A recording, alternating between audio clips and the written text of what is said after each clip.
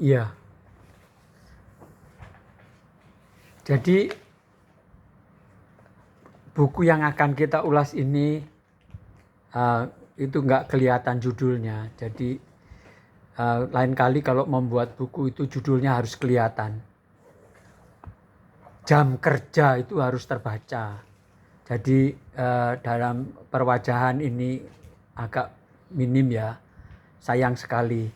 Juga kata di atas ini sehimpun puisi dan nama LJ Story ini kurang jelas. Nah, sekarang siapa sebetulnya LJ Story itu? Ini fotonya yang saya minta khusus karena rupanya dia baru menikah dan masih hangat ya. Ini Mas LJ Story dengan istrinya Mbak Meliani ya, dan pendeta di Blitar ini. Nanti akan kita kenal siapa Mas LJ. Selanjutnya, ya, next, ya, sebetulnya namanya adalah Agape Dendi Elias Jatmiko. Jadi LJ itu singkatan dari Elias Jatmiko. Laki-laki kelahiran Blitar 30 tahun yang lalu, menulis sejak 2015. Jadi 7 tahun terakhir ini dia menjadi penulis. Sekarang tinggal di kota Surabaya, bekerja sebagai karyawan swasta di Genesis Kamera Surabaya. Lelaki dengan nama pena LJ Story ini juga telah menerbitkan buku yang pertama, judulnya Sang Lelaki, Nona dan Musim Ketiga, itu kumpulan puisi tahun 21. Dan kesibukan sehari-harinya sebagai karyawan tidak menyurutkan belajar dunia literasi, khususnya menulis puisi. Masih belajar di komunitas sastra, Kepul, dan Ginitri ini ya, dan Kompeter Indonesia. Pernah jadi juara 6 Lomba Sastra Anugerah Kompeter Indonesia tahun 2022. WA-nya bisa dicatat, IG-nya bisa catat, @LJ_story, dan Facebook-nya LJ, dan emailnya storyyLJ@gmail.com. Nah, dia bangga menjadi anggota komunitas Ginitri. Silakan selanjutnya. Nah, ini Mas LJ sendiri. Di profilnya akan kelihatan seperti itu.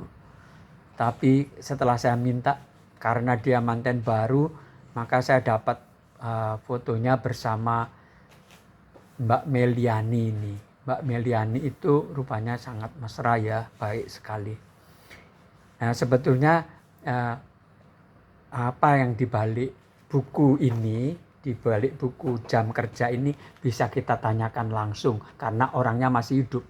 Kalau Chairil Anwar, kalau William Shakespeare atau Khalil Gibran atau Rendra dan lain-lain kan kita tinggal menafsirkan.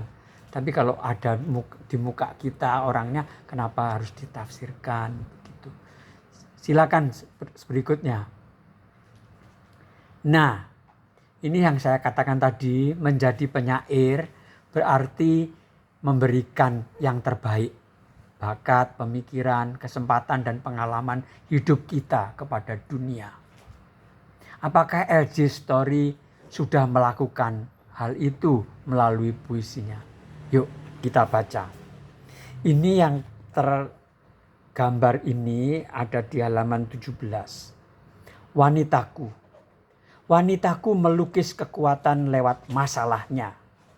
Tersenyum saat tertekan. Mampu tertawa walaupun hatinya ingin menangis.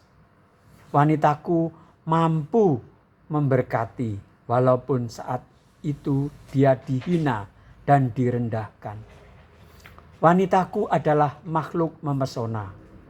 Dia mampu mengasihi dan mengampuni berulang-ulang.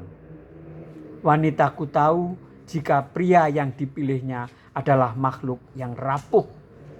Pria itu tempat kecewa bermuara.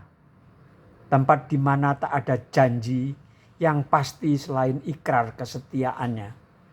Namun wanitaku semakin bertambah kuat saat bergumul dalam doa dan semakin bertambah kuat dalam setiap pengharapannya.